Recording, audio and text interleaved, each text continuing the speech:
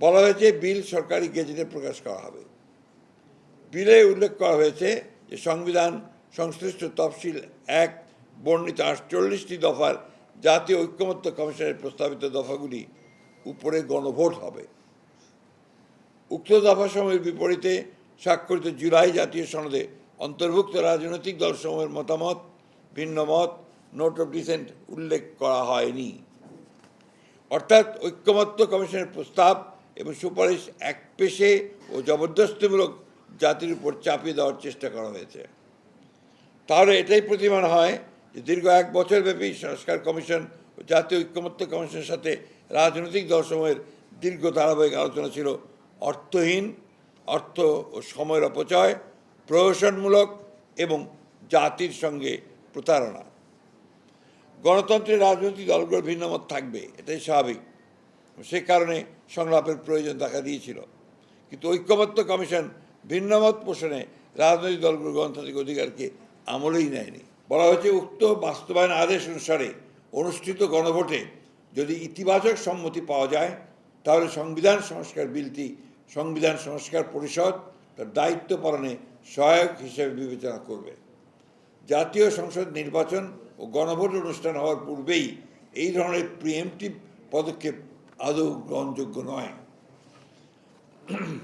বলা হয়েছে সংবিধান সংস্কার পরিষদ প্রথম অধিবেশন শুরুর তারিখ হতে ২৭০ পঞ্জিকা দিবসের মধ্যে যদি সংস্কার সম্পন্ন করতে ব্যর্থ হয় তাহলে গণভোটে অনুমোদিত সংবিধান সংস্কার বিলটি স্বয়ংক্রিয়ভাবে সংবিধানে অন্তর্ভুক্ত হবে, যা সম্পূর্ণ অযৌক্তিক, উদ্দেশ্য প্রণোদিত ও হাস্যকর।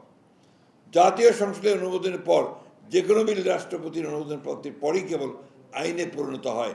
স্বয়ংক্রিয়ভাবে সংবিধান অন্তর্ভুক্ত হওয়ার কোনো সুযোগ নেই, তা গণতান্ত্রিক রীতি ও সংসদীয় সার্বভৌমত্বের পরিপন্থী। জুলাই জাতীয় সনদ বাস্তবায়ন এর আইনি ভিত্তি দেওয়ার জন্য আমরা গণভোটে সম্মত হয়েছি। যে সকল বিষয়ে ভিন্নমত, নোট অফ ডিসেন্ট সহ ঐক্যমত্য হয়েছে তার উল্লেখ না রেখে এবং দীর্ঘ আলোচনায় যেসব প্রসঙ্গ আলোচনা আসেনি তা অন্তর্ভুক্ত করে জাতীয় ঐক্যমত্য কমিশনের অন্য সকল সুপারিশ অগ্রহণযোগ্য বিধায় আমরা একমত হতে পারছি না। আমরা অত্যন্ত দুঃখের সাথে লক্ষ্য করেছি যে এই সকল সুপারিশ কেবল জাতিকে বিভক্ত করবে, ঐক্যের বদলে অনৈক্য সৃষ্টি করবে। মন গড়া যে কোনো সংস্কার প্রস্তাব গ্রহণ করলে জাতীয় জীবনে দীর্ঘমেয়াদে অকল্যাণ ডেকে নিয়ে আসতে পারে। বিচারের ব্যাপারে আমরা খুব সুস্পষ্টভাবে বলেছি যে গণহত্যাকারীদের, অর্থাৎ আওয়ামী লীগের যারা গণহত্যার সঙ্গে জড়িত এবং অন্যান্য বিভাগের যারা সরকারি কর্মকর্তা যারা এর সঙ্গে জড়িত, তাদের অবশ্যই বিচার হতে হবে এবং দ্রুত বিচার হতে হবে। আরেকটি বললেন নির্বাচনের ব্যাপারে অত্যন্ত পরিষ্কার। আমরা তো আপনার ২০২৬ সালে মধ্য ফেব্রুয়ারিতে প্রধান উপদেষ্টা যে কমিট করেছেন জাতির সামনে, আমরা সেটা আস্থা রেখেছি এবং সেই হিসেবে আমরা আমাদের নির্বাচনের কার্যক্রম চালিয়ে যাচ্ছি। আমাদের কাছে কোনো ধোঁয়াশা নেই।